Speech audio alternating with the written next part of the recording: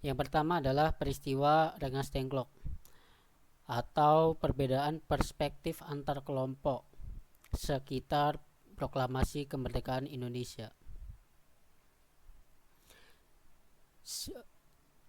Perbedaan kelompok ini didasari ketika Jepang menyerah tanpa syarat kepada sekutu. Jepang menyerah tanpa syarat kepada sekutu tanggal 15 Agustus tahun 1945.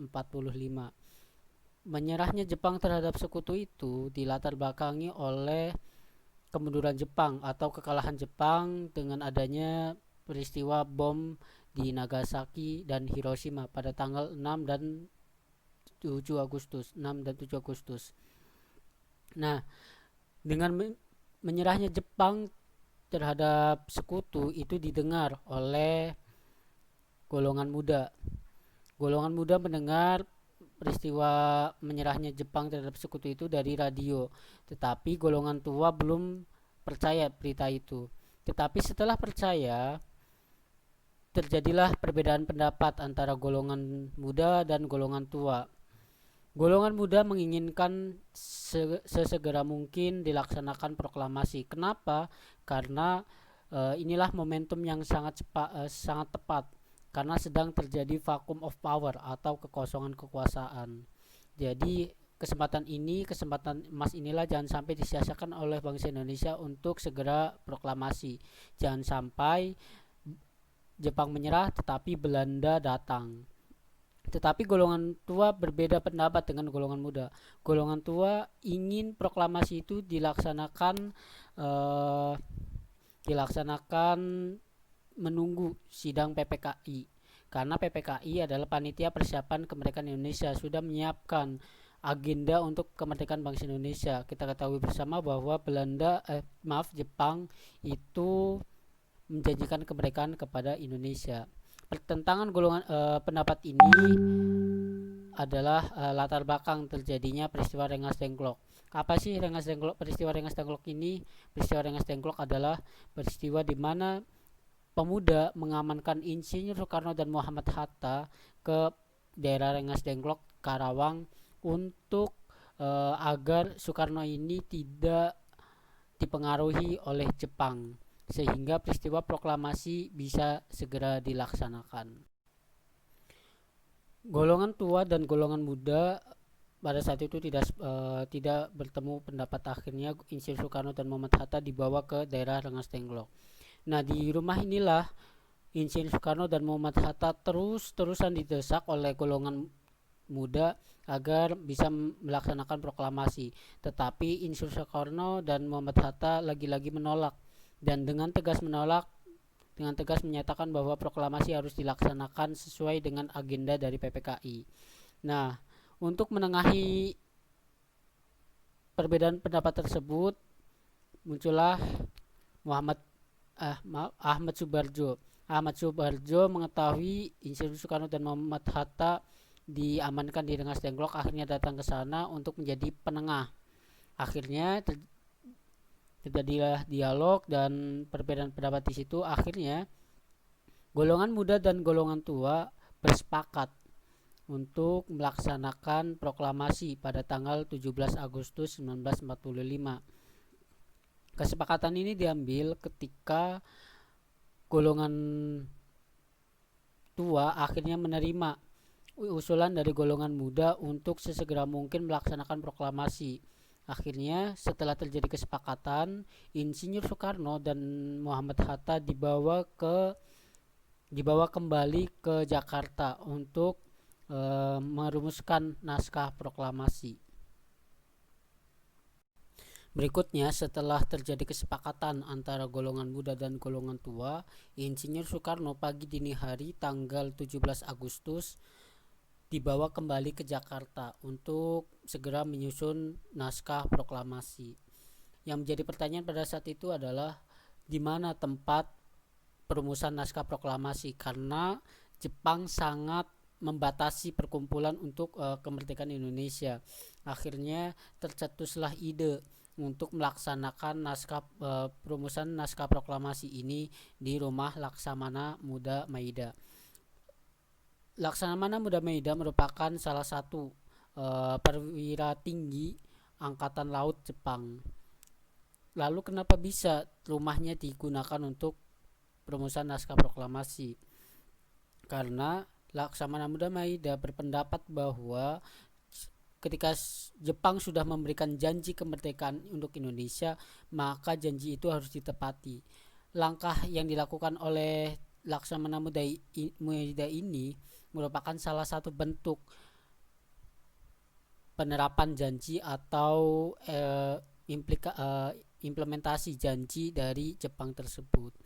Nah, pada saat itu beberapa tokoh membantu menyusun naskah proklamasi. Golongan muda juga ikut ke rumah Laksamana Muda Maida, tetapi tidak masuk ke tempat perumusan karena yang masuk ke tempat perumusan hanya golongan tua atau golongan-golongan terpelajar pada saat itu.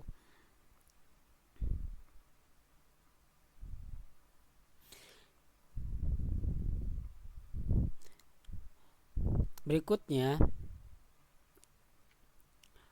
naskah proklamasi ini dirumuskan oleh beberapa tokoh, dan pada saat perumusan juga terjadi silang pendapat antara Insinyur Soekarno, Muhammad Hatta, dan Ahmad Subarjo. Masing-masing tokoh memberikan pandangannya untuk merumuskan naskah proklamasi. Berikutnya, setelah selesai diketik, naskah tersebut dibawa ke ruang tamu dan dibacakan ke hadirin yang ada pada saat itu. Setelah itu naskah diketik oleh Sayuti Melik dan kemudian ditandatangani oleh Soekarno dan Muhammad Hatta. Naskah inilah yang akhirnya disebut sebagai teks proklamasi yang otentik. Ini merupakan naskah proklamasi yang ditulis tangan oleh Insinyur Soekarno. Kita lihat di sini terdapat beberapa coretan. Ini merupakan bukti bahwa terjadi diskusi antara Insinyur Soekarno dengan Muhammad Hatta dan Ahmad Subarjo. Dan yang menarik di sini adalah di sini dilihat ada kalimat wakil-wakil bangsa Indonesia, karena memang golongan tua pada saat itu menginginkan bahwa semua yang hadir di rumah Laksamana Muda Maida itu menandatangani. Jadi golongan tua, golongan muda, pokoknya yang hadir pada saat itu ikut menandatangani. Tetapi golongan muda berbeda pendapat. Golongan muda ingin tidak terlalu banyak yang tanda tangan, cukup diwakili oleh Insinyur Soekarno dan Muhammad Hatta. Karena golongan muda berpendapat bahwa jika ditandatangani oleh semua yang ada dan anggota PPKI, di situ ada anggota di situ terlalu banyak dan terlalu boros.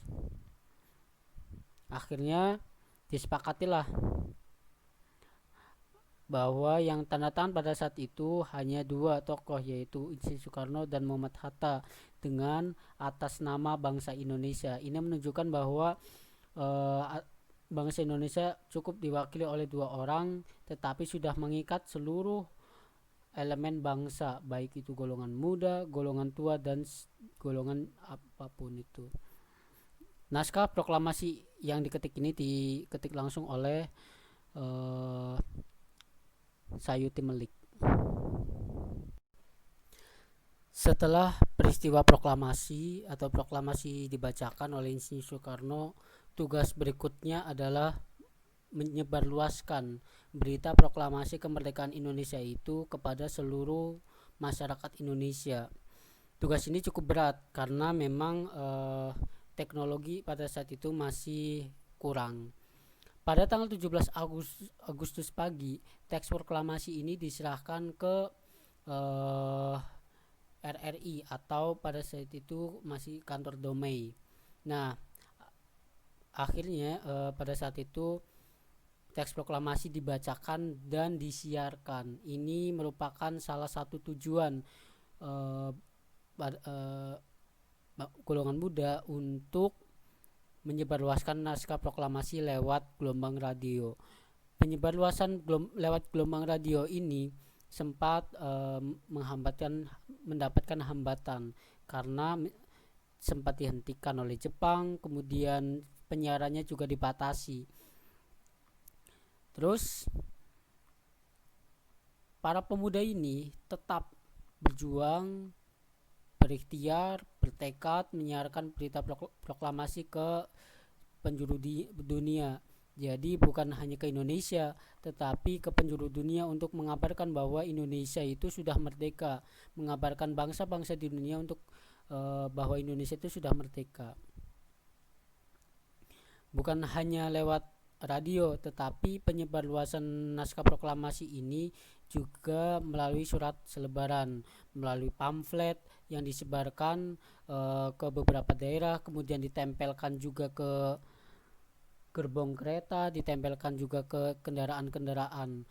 Ini merupakan tujuannya adalah untuk menyebarluaskan naskah proklamasi kemerdekaan Indonesia ke pelosok penjuru negeri.